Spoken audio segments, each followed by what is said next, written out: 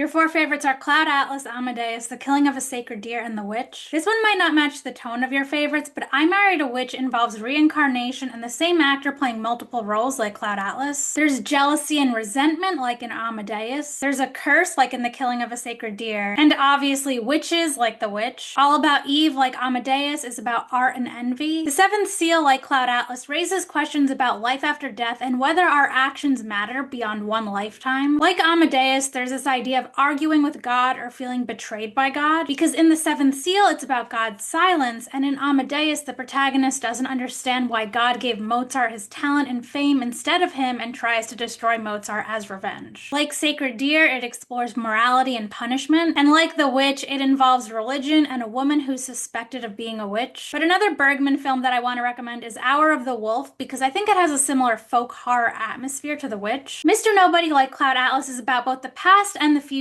and while it doesn't involve reincarnation per se, it explores this idea of multiple lifetimes. And like Amadeus, it depicts someone reflecting back on their life, their regrets, and what could have been. The Skin I Live In is a horror film like Sacred Deer and The Witch, and one of the characters is a surgeon like in Sacred Deer. Like Cloud Atlas, there's an exploration of identity. Like Amadeus, the protagonist is obsessed with something, and like The Witch, there's this idea of bodily destruction or transformation. The Others is a psychological horror film where Nicole Kidman is one of the stars like Sacred Deer, and it has elements of supernatural horror like The Witch. Speaking of Nicole Kidman, she's also the star of Birth, which deals with reincarnation like Cloud Atlas. Like Amadeus, the protagonist is obsessive. Like Sacred Deer, a mysterious outsider makes an irrational claim, but there's enough evidence for the main character to believe it. And like The Witch, there's this isolated feeling. Magnolia, like Cloud Atlas, depicts how lives are interconnected. It involves dysfunctional families like Sacred Deer and The Witch. And like Amadeus, it feels like characters are trying to live up to impossible standards or dealing with situations they deem unfair. Babel also came to mind while watching Cloud Atlas because it depicts a bunch of characters with interwoven lives. V is a folk horror film involving witchcraft like The Witch. Southland Tales came to mind when I was watching Cloud Atlas because it's this highly ambitious film with an ensemble cast and stories across multiple times and places that initially feel disjointed but eventually sort of come together. And it also has actors playing multiple roles. One Flew Over the Cuckoo's Nest is from the director of Amadeus, and the nurse played by Hugo Weaving in Cloud Atlas seems inspired by the nurse in this movie. Like Sacred Deer, it feels like the main characters are trapped in some way, whether it's authority controlling them or a curse. And the characters feel isolated like in The Witch. Split is a horror film like Sacred Deer and The Witch. Like The Witch, Anya Taylor-Joy is in it. And like Cloud Atlas, there's an actor playing multiple characters, but for very different reasons. The Wailing is a folk horror film like The Witch and involves a curse like Sacred Deer. Drag Me to Hell is a horror film that involves witchcraft like The Witch and a curse like Sacred Deer. The Devils, like The Witch, is a horror film involving witchcraft and religion. I was surprised you didn't have Dogtooth marked as watch because Sacred Deer feels closer to this movie than some of Yorgos Lanthimos' other films. And another obvious choice is Perfume, the Story of a Murderer, because the director is one of the directors of Cloud Atlas. And Ben Whishaw, who was also in Cloud Atlas, is the star of this film. And speaking of Cloud Atlas, since reincarnation is such a big part of that movie, I think you might enjoy Uncle Boonmee, who can recall his past lives.